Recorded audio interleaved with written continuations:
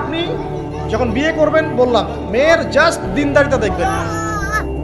হ্যাঁ, এর উপর যদি সৌন্দর্য থাকে আলহামদুলিল্লাহ, বংশ ভালো হয় আলহামদুলিল্লাহ, মেয়ের অর্থ সম্পদ আছে আলহামদুলিল্লাহ।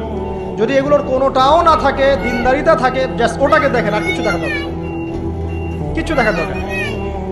এরপরে আরেকটা কথা বলতে ভুলে গেছি যে আপনি এই লেভেলে যাওয়ার আগে নিজেও পবিত্র থাকার চেষ্টা করেন। আপনি নিজে জেনায় যায় না, নিজে পর্নে যায় না, নিজে হারাম অ্যাফেয়ার্সে যায় না।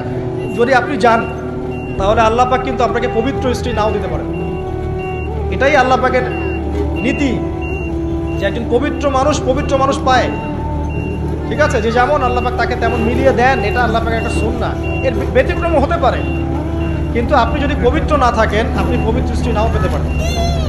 আপনি আগে নিজে পবিত্র থাকেন, তারপরে আপনি এখন মেয়ে দেখেন। আলহামদুলিল্লাহ বললাম দিনদারিতা প্রাধান্য দেন।